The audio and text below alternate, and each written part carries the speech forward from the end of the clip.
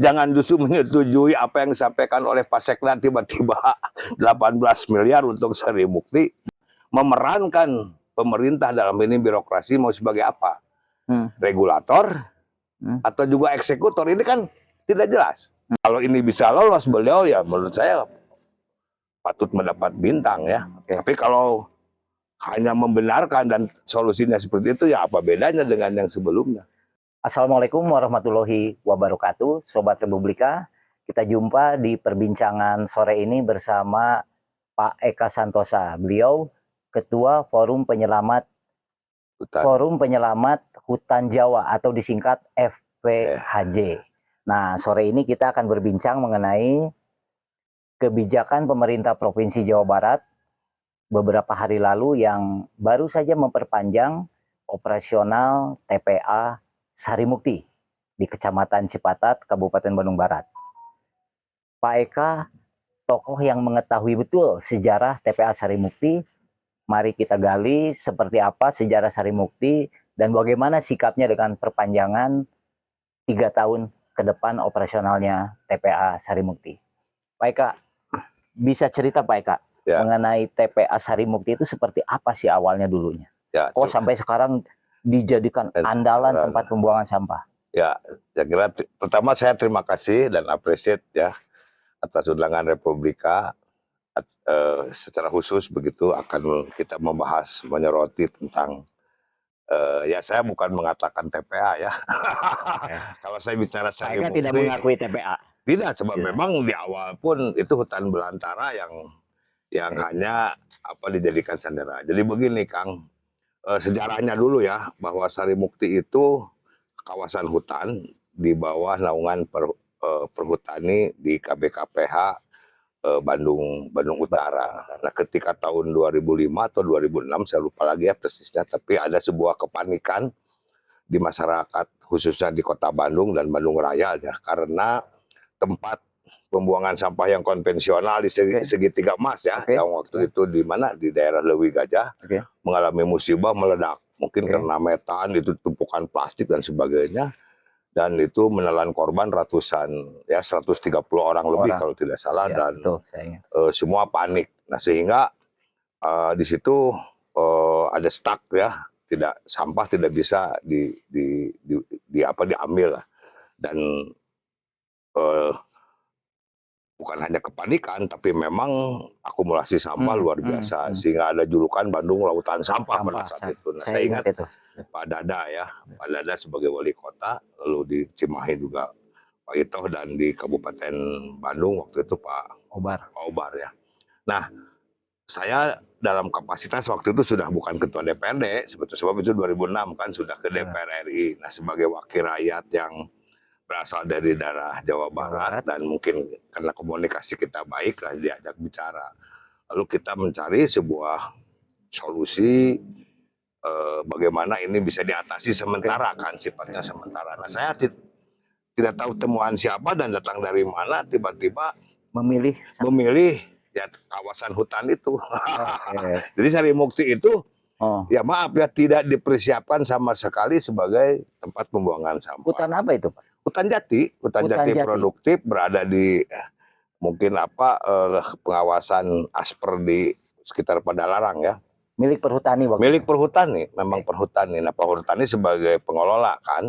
Nah, lalu mungkin aspek-aspek legalnya menyusul yang katanya bahwa itu hanya untuk sementara kan. Nah, berarti 2006. Waduh, saya bilang ngeri banget ya. Kita juga sudah mulai ada pro kontra pada saat itu, tapi karena situasi darurat dan supaya tidak menyebar penyakit terus berlarut di kota, maka dibuanglah di situ. Jadi ya sampai ini hari ya, makanya saya tadi mengatakan kalau bicara Sari Mukti bukan TPA tapi hutan belantara ya, yang kemudian dijadikan tempat pembuangan sampah sementara. Dibabat hutannya saat itu? Waktu itu belum sampai ke arah pembabadan hutan ya, tapi yang penting sampah hilang masuk dulu. Nah, masih bercampur sama pohon jati dan sebagainya. Waktu itu 30 atau berapa hektar ya, dan itu izin dari kementerian. Artinya Kementerian karena Kehutanan. memang kondisi sampah di Bandung menjadi sorotan juga pemerintah pusat. Bahkan kalau tidak salah Presiden pun waktu itu Pak SBY berkomentar ya. Sehingga ya udahlah sementara yang penting Bandung dan sekitarnya tidak ada tumpukan sampah dan tidak ada penyakit yang disebarkan akibat sampah. Nah, karena itu janjinya sementara, maka pada tahun 2008 ada peralihan kepemimpinan kan. 2008 itu ada Pilgub ya, yang pertama kali dipilih langsung, yang melahirkan Pak Aher dan Dede Yusuf. Nah, saya masih ingat dan kita monitor sebab kita bicaranya kan sementara ya. Nah, disitulah mulai tahun 2010 memang konsisten dia 4 tahun. 4 tahun. Jadi waktu itu dipinjam 2006 sampai 2010. Ya, kalau 4 tahun kan sampai 2010. Dicanangkanlah Legok Nangka 2010 yang kemudian terus dilakukan sebuah perencanaan dan alternatif yang dipilih ya di perbatasan sekitar mana Nagreg ya. Dengan asumsi juga bisa menampung sampah yang ada di sekitar Sumedang, di daerah-daerah Rancaekek kan sebelahnya Sumedang tuh dan juga sebagian Garut ya. Komprominya seperti itu dan dibuatlah. Nah, yang kita heran kok ini sudah tahun 2025 ya. Legok Nangka berarti 15 tahun dari perjanjian itu. Perjanjian dan konon kabarnya biaya yang terakumulasi untuk Legok Nangka itu mencapai di atas 1,5 triliun. 1,5 apa 1,6 atau 1,7 triliun. Coba bayangkan. Nah, jadi kalau kemudian sekarang justru alternatifnya adalah pilihannya ke Sarimukti lagi. Lalu pertanyaan kita, Legok Nangkanya mau dijadiin apa kan sebenarnya ya. 2003 atau 2002 sempat kami diminta jadi narasumber oleh Pansus Legok Nangka ya. Waktu itu Saudara Abdi Yuwana dari fraksi PDI sebagai ketua Pansusnya. Ya kita sampaikan. Bahkan kalau memang belum ada alternatif solusi-solusi, kenapa sih tidak menggerakkan kekuatan masyarakat untuk memulai daripada kita terus membuang sampah ke mana, ke Sarimukti.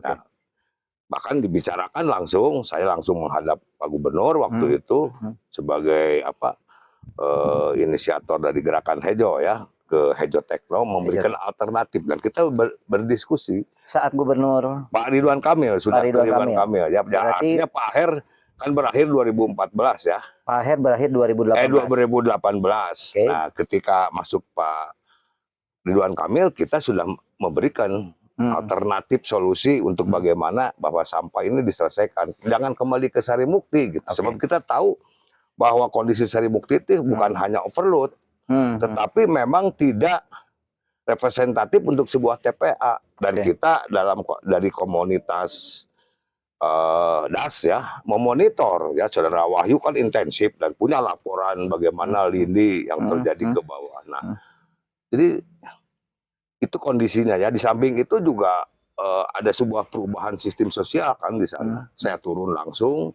tahun 2003 kalau 2002 dan kita lihat ke lapangan, waduh, mengerikan ya. Mengerikan artinya sampah hanya dibuang dan tidak diolah untuk dijadikan apa-apa. Hanya sedikit sekian persen yang katanya itu untuk solusi-solusi organik. Selebihnya open dumping. Open dumping artinya dibiarkan. Dan lindinya luar biasa. Kita punya foto-fotonya dan data hasil investigasi. Pak, ini sedikit dilurus Pak, sebelum lebih jauh. Nah, dulunya lahan jati. Kalau kami pernah pantau ke sana, ternyata nggak ada hutannya itu. Udah nggak ada pohonnya. Kita kan juga tanya, apalagi sekarang katanya diperpanjang, bukan dihentikan, bukan dialihkan ke Legok Nangka. Justru yang saya tidak habis pikir, justru terus. Kok bermain di mengakali Sarimukti, bahkan sekarang kan ditambah lagi dan itu sudah dari 30 menjadi 40 sekian. Lalu kemudian ya 6 hektar sudah habis lagi hutannya. Hutannya dibabat lagi. Ya, jadi kalau saya boleh berkesimpulan ini apa sih sebetulnya gitu kan. Lalu kemudian dana yang 18 miliar kemarin yang katanya dengan begitu seperti apa diekspos secara terbuka ya oleh Pak Sekda gitu. Ini tuh apa? Ini kan hanya membuat memperkuat untuk kerusakan lingkungan ya, kan. Betul. Ya. Ya, Pak Eka, ini sebelum kita ngupas Legok Nangka ya. Ya. Ini 2006 dipinjam sampai 2010. 2010 sampai hari ini 15 tahun. Oke. Lalu diperpanjang lagi 3 tahun sampai 2028. Ada berapa gubernur di situ kalau boleh saya runut? Ya dari mulai Pak Dani Setiawan, Pak Aher 2 periode, ya. Pak Ridwan Kamil. Sebelum Pak Ridwan Kamil ada Pak Iwan Bule, Pak Ridwan Kamil, Pak Bey. Ya, Pak, udah 6 gubernur ya. 6 gubernur, gitu ya. Saya jadi curiga nih, ada apa di Sarimukti? Itu persoalannya, itu yang kita tidak habis pikir ya. Tetapi kan sebagai masyarakat tentu kita berinovasi, makanya kita pernah sampaikan langsung kepada Pak Ridwan Kamil pada saat itu, ayo Pak Gubernur yang masih muda, energik dan berwawasan lingkungan juga ya, mengembangkan pemikiran go green, gimana sih untuk meminimais beban yang diterima oleh Sarimukti, kenapa sih nggak diselesaikan di hulu gitu kan?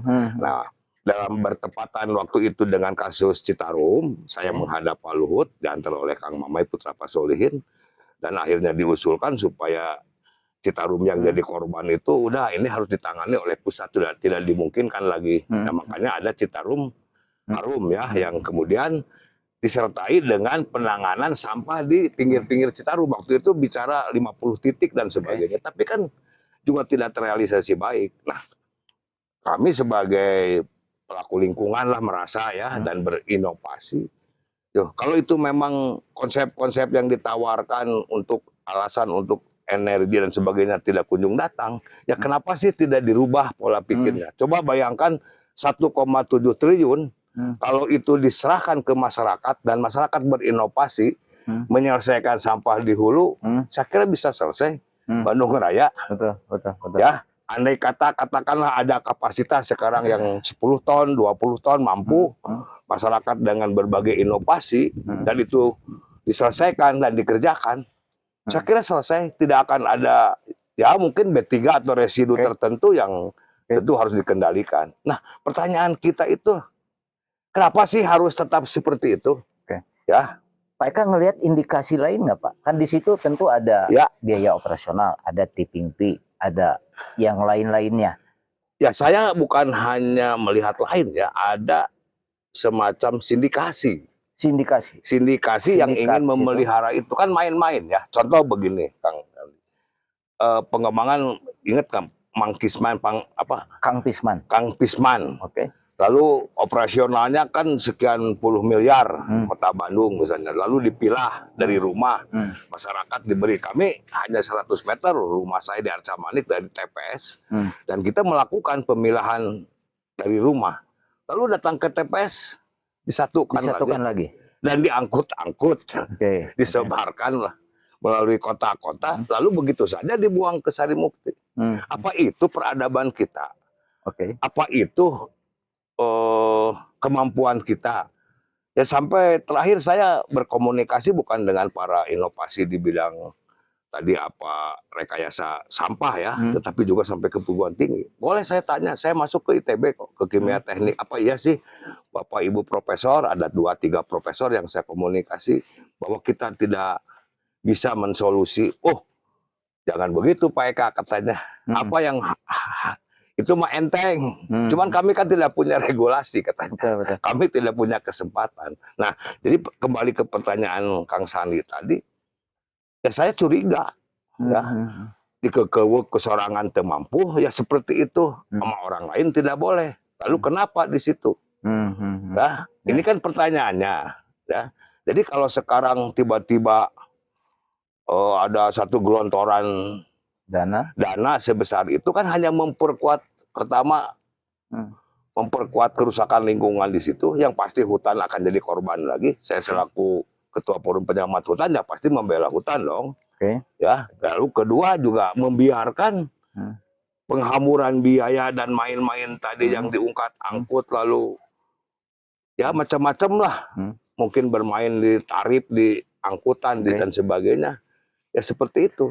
Pak, pertanyaannya gini Pak, dari sekian gubernur, kok tidak berani menerima usulan-usulan bukan rekayasa, teknologi pengelolaan sampah itu? Kenapa sih Pak?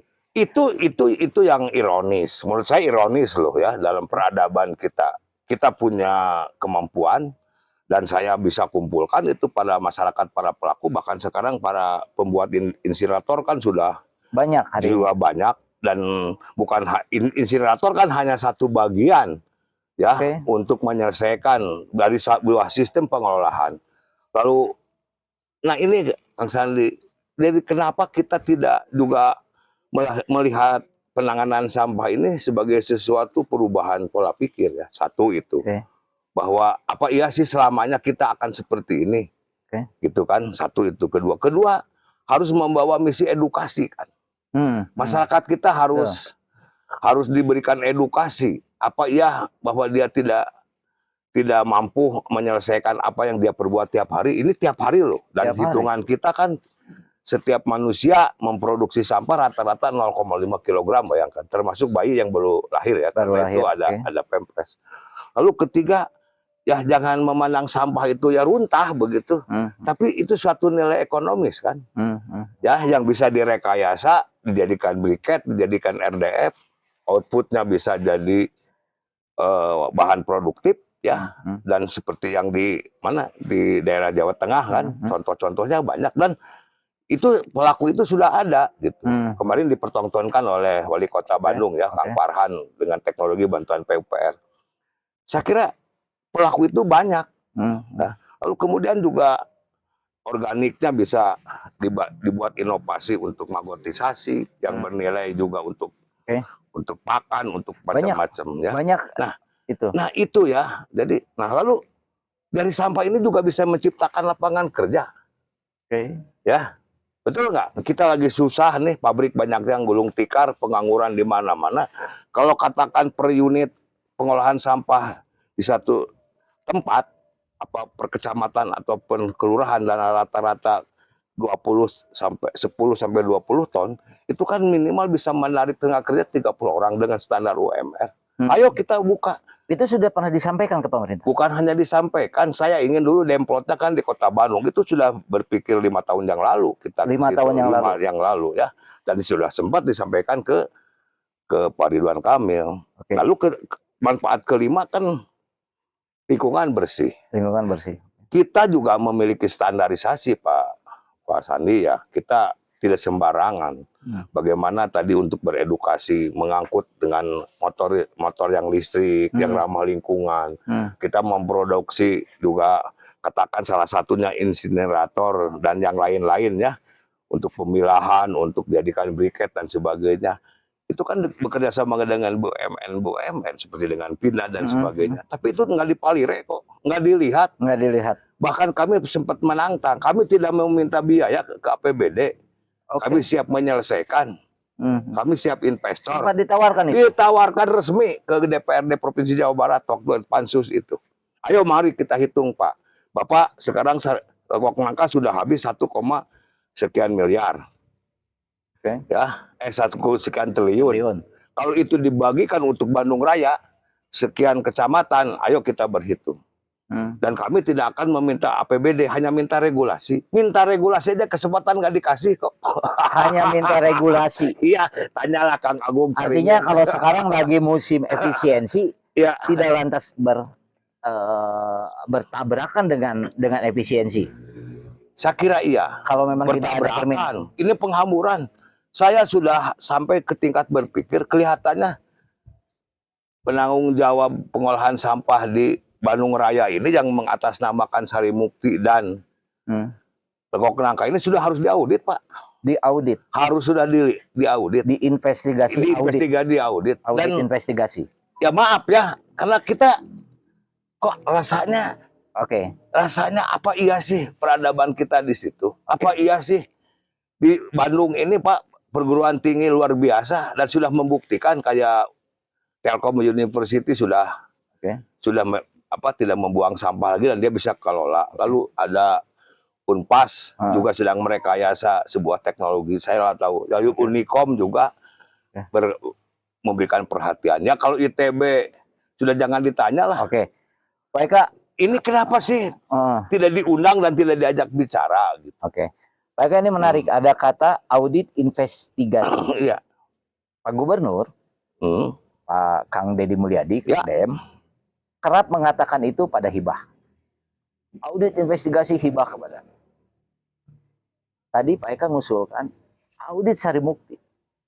Harapan. Saya menaruh harapan, ya.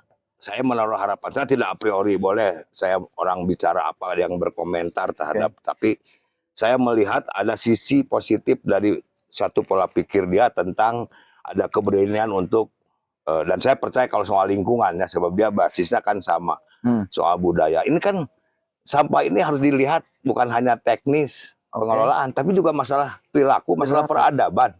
Ya itu tadi kan, bahwa kita punya misi bagaimana merubah pola pikir ya dan memandang sampah sebagai sesuatu yang bernilai ekonomi yang bisa dikelola ya, dan apa namanya ini bisa dilakukan baik secara SDM maupun dari sisi kemampuan teknologi. Masyarakat kita mampu kok. Yang tidak dimiliki adalah kesempatan. Nah, untuk itu saya berharap tentunya ya, cobalah bongkar itu Kang Deddy. Jangan justru menyetujui apa yang disampaikan oleh Pak Sekda tiba-tiba 18 miliar untuk Sarimukti. Lalu mau diapakan di situ? Bukan soal barcode. Saya tahu, saya dengar masuk ke situ di barcode. Bukan itu. Itu masih bisa diakalin barcode juga. Ya, nah, kita objektif aja lihat apa ya sih daya tampungnya. Sekarang saya ya sebagai yang dulu menggagas Kabupaten Bandung Barat kan perhatiin juga ya. Saya bilang tanya kenapa sih tuan-tuan ini tidak mau teriak gitu bahwa lahannya dipakai tempat pembuangan sampah dengan sporadis seperti itu. Bahkan dia pun tidak bisa maksimal mengatasi sampahnya kan diperlakukan yang sama dan tumpukan sampah di Lembang di mana-mana kan banyak di kota-kota ya. Nah, ini yang menurut saya ya tentunya harapan ya. Ya, coba evaluasi yang serius. Nah, saya juga mengkritik kepada beliau ya, ketika ini yang penting kalau menunggu sampah dipilah-pilah dari hulu lama lah. Sekarang yang penting selesai dulu, bakar dulu. Lalu memindahkan Caringin saya ikuti ya. Dan itu kan tidak menyelesaikan masalah. Lalu di Gede Bage juga hanya memindahkan persoalan. Kalau konsepnya tetap kembali ke Sarimukti. Sarimukti itu udah nggak bisa dipakai lagi. Apa di situ kan nggak diolah. Pak. Dan untuk recovery itu Kang, saya diskusi dengan recovery Sarimukti ini. Waduh Pak, saya diskusi dengan 40 hektar nih kalau nggak salah. Tumpukannya sudah berapa ratus ton di situ dan bertahun-tahun belum plastik baru. Yang lebih bahaya kan yang lama yang tidak bisa diurai dan sebagainya. Ini untuk recovery itu memerlukan waktu 50 juga belum 50 tahun pun belum tentu selesai. Berapa gubernur itu? Ya makanya generasi kita ke depan kan. Iya. Nah inilah yang menurut saya secara moralitas saya menawarkan sebuah konsep. Kenapa kalau memang menunggu energi untuk solusi energi investasi yang triliunan dan negara dalam keadaan susah ya kenapa tidak diambil solusi bahwa sampah diselesaikan di hulu? Dan nah ini satu kunci, pemerintah mau bertindak seperti apa di situ. Ya. Hari ini tuh gini ya Pak Eka, ada semangat dari pemerintah, kepala daerah, sejumlah kepala daerah termasuk pemerintah Provinsi Jawa Barat, gubernurnya, yang dilakukan hari ini akan diwariskan pada generasi ke depan. Kalau mengacu tadi ke TPA, apa iya generasi selanjutnya akan diwariskan? Apa yang akan diwariskan? Sekarang pertanyaan mendasar nih. Kenapa sih mesti diurus oleh Dinas Lingkungan Hidup Provinsi? Betul nggak? Apa iya bahwa perangkat dia punya kemampuan untuk mengelola sampah setiap hari sekian puluh ton, bahkan ratusan ton tiap harinya dari Bandung Raya? Bukankah sampah ini tanggung jawab kabupaten dan kota? Harusnya gitu. Betul nggak? Lalu SDM yang dimiliki oleh Dinas Lingkungan Hidup berapa sih? Kalau bicaranya dia kompetensinya lingkungan hidup, Pak, bentangannya dari Sukabumi sampai ke Indramayu, banyak kasus, belum pertambangan, belum masalah hutan, belum masalah sungai dan sebagainya. Loh sekarang ngurus-ngurus sampah, apa sih gitu kompetensinya? Lalu apa yang diselesaikan? Nah ini yang harus dievaluasi segera. Jadi kalau saya pilihannya, kenapa sih pertanyaannya daripada kemarin mengutak-atik lagi Sari Mukti, kenapa tidak mempercepat memungsikan Legok Nangka yang lebih representatif dan masih katakan ada standar-standar pengolahan yang walaupun itu masih minim ya. Atau memang membuat kebijakan ini dimulai memberdayakan lingkungan-lingkungan masyarakat bahwa sampah diselesaikan di hulu gitu. Pak, banyak pihak yang menilai seperti ini.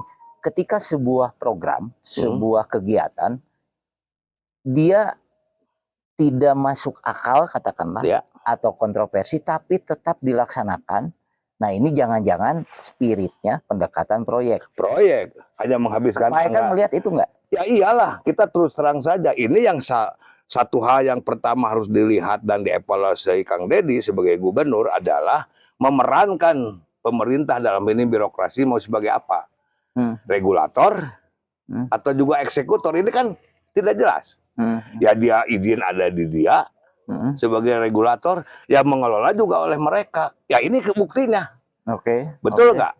Ya, ini kan buktinya. Nah oleh karena itu harus dalam positioning pemerintahan, dan mari kita lihat undang-undang tentang persampahan. Kan saya ikut terlibat juga sebagai anggota dewan waktu itu ya, DPR RI. Di DPR RI, undang-undang soal sampah tahun 2008 nomor berapa? Belum diubah sampai hari ini. Saya kira di situ kan ada peran serta masyarakat. Belum diubah undang-undang itu. Belum. Nah pertanyaan kita, kenapa sih tidak mau melibatkan masyarakat? Ya masyarakat luas kan, para investor, para inovator, lalu juga perguruan tinggi ya yang punya, menurut saya punya kapasitas. Enteng lah buat ITB, enteng mungkin buat IPB, solusi-solusi biologi untuk Unpad dan perguruan-perguruan tinggi lain yang terhormat. Tidak mungkin, tapi kan tidak diberi kesempatan. Nah ini saya kira satu persoalan mendasar. Ya Kang Sandi. Pak sekarang bicara Legok Nangka. Ya. Kembali lagi, haruskah diaudit investigasi? Investigasi. Kalau saya sudah. Angkanya berapa sih? Katanya 1,7 ya, dan termasuk 1,7 triliun. Dan itu sudah 25 tahun. Multi years anggaran itu tiap tahun. Ya kan 2010, 15 tahun kan. 15 tahun. Lalu katanya sekarang diperpanjang untuk menunggu itu operasional. Apa iya? Akan terbukti ya bahwa tahun 2009 akan operasional. Nah kan jangan main-main, dari dulu juga dijanjikan akan selesai kan tidak pernah selesai. Ada 5 gubernur di situ, Pak. Iya, makanya kan dimulai dari zaman Kang Aher, ya 2 periode, lalu masuk Pak Iwan sebagai PJ. Betul nggak? Masuk Pak Ridwan Kamil 5 tahun, lalu kemarin Pak Bay 2 tahun, berapa tahun tuh? Dan sekarang KDM. Apakah jadi apa istilah ketempuhan buntut maung? Ya. Atau menjadi tantangan yang harus diselesaikan? Ya jangan, ya kan namanya pemerintah, masyarakat kan tidak mengerti siapa gubernur, Pak. Yang pasti kan institusinya kan tetap ada, kan dinas LH-nya ada, para pelaku kebijakan yang merekayasa dan merencanakan serta yang mengoperasionalkan itu kan masih ada. Kenapa sih tidak diminta pertanggungjawaban? Jadi KDM tadi dulu mengevaluasi kenapa sih Legok Nangka tidak jalan, kan harusnya dia periksa, ya. Lalu kemudian, positioning kamu sebagai apa? Kan harusnya pemerintah hanya memberi regulasi dan pengawasan, Pak. Betul nggak? Ya sertakan dong masyarakat. Apalagi kalau ini konsepnya memang dari bawah kan. Dan banyak kemampuan itu, gitu ya, yang mampu melakukan. Bahwa memandang sampah sebagai sebuah yang bernilai ekonomis dan bisa diselesaikan tanpa harus diungkat-angkut. Nah, persoalannya ungkat-angkut ini, ya saya dengar sih, wah nanti problematik kita diserang oleh orang yang sudah biasa mendapat jasa. Ya kalau kita negara mau mengalah terus, apa iya, dan belum tentu punya siapa juga kendaraan-kendaraan angkutan itu ya. 2028 katanya dijanjikan Legok Nangka baru bisa dioperasikan. Saya boleh katakan, saya tidak terlalu yakin. Bisa jadi molor lagi. Ya buktinya kan yang dulu juga ini akan 4 tahun katanya janji. Lalu Legok Nangka dicanangkan. Masa mau nunggu yang 15 tahun aja tidak selesai, masa akan percaya yang ke-3 tahun? Ini di pemerintahan KDM akankah seperti Kalau itu? tidak ada perubahan kebijakan, di situ tantangan. Jadi KDM atau Kang Deddy jangan memandang ini beban, tapi ini tantangan buat beliau. Oke. Ya, dan kalau ini bisa lolos beliau, ya menurut saya patut mendapat bintang ya. Tapi kalau hanya membenarkan dan solusinya seperti itu, ya apa bedanya dengan yang sebelumnya? Pak Eka ngelihat ada seorang gubernur, tentu dia butuh masukan-masukan dari perangkat teknisnya, dari aparat teknis. Apakah masukan itu sudah sesungguhnya seperti yang tadi disampaikan Pak Eka? Saya kan kemarin sempat ada gagasan ide untuk mengumpulkan para pelaku. Dan akan kami tunjukkan kepada pemerintah bahwa ini loh, kami sanggup kok. Ya, tapi kan persoalannya tidak diberi kesempatan itu. Makanya kalau saran saya kalau memang Legok Nangka akan diproyeksikan, ya itu yang diperkuat dan dipercepat. Tidak harus menunggu 3 tahun. Tidak harus menunggu 3 tahun. Kenapa dana itu tidak diarahkan untuk mempercepat Legok Nangka? Berbarengan dengan itu juga tadi 5 poin tadi harus menjadi perhatian. Bahwa dalam pengelolaan sampah ini harus merubah pola pikir, kemudian harus memberikan edukasi, nilai edukasi, harus memandang sampah sebagai yang bernilai ekonomis, tidak dibuang begitu saja. Lalu kemudian juga penciptaan lapangan kerja, ya, yang berinovasi gitu, dan lingkungan bersih. Legok Nangka kalau dioperasikan dengan konsep dan metode yang disampaikan Pak Eka, selesai masalah sampah? Insya Allah, ya, insya Allah. Dan saya lebih percaya daripada sekarang katanya negara nggak punya uang. Lalu kalau mau mengoperasikan Legok Nangka dengan sistem energi, emang biayanya berapa triliun? Kan daripada menunggu itu mendingan mari kita gotong royong. Sampah ini urusan bersama.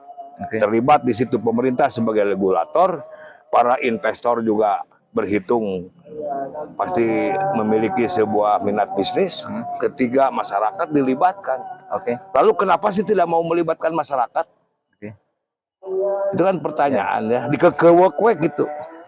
Pak Eka, ini karena ini akan tampil di media sosial, kadang netizen itu suka kasih kolom komentar ketika ada kritikan-kritikan dari tokoh, dari expert gitu ya, terhadap pemerintahan Provinsi Jawa Barat khususnya gitu ya. Mereka biasanya ngasih komentar seperti ini, Pak. Bisa aja mengkritik apa yang sudah dilakukan. Ya. Bisa dijelaskan Pak Eka telah melakukan apa? Wah, saya kira kalau kita mau hitung dari sisi mana ya. Banyak sampah misalnya. Ya, masalah sampah kan begini, situasi 99 kan berbeda ya.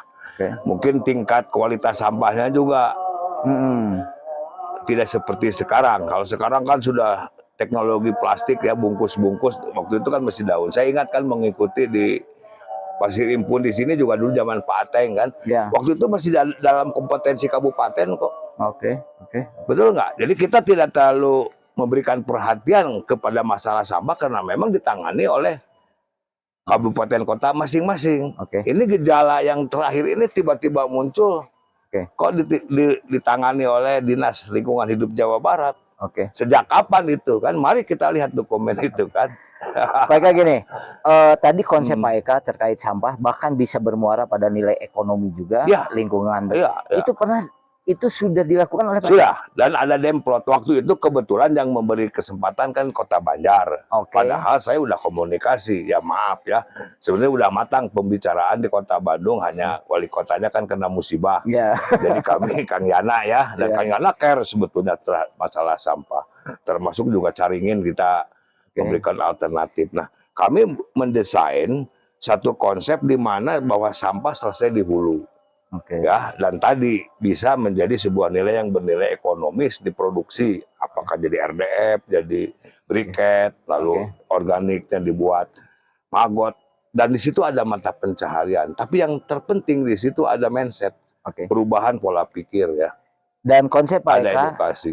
sudah dilakukan Ya. dan ada buktinya. Ada buktinya. Dan berhasil. Ya insya Allah. Setidaknya. Dan sekarang mulai diikuti kan, Okay. banyak inovasi. Saya lihat kemarin terakhir Pak Farhan berinovasi bagaimana istilahnya menangani sampah terpadu di sumber kan. Okay. Dan itu yang benar menurut saya. Okay. Ya, soal insinerator itu kan ada alat untuk bagaimana menekan zero waste ya.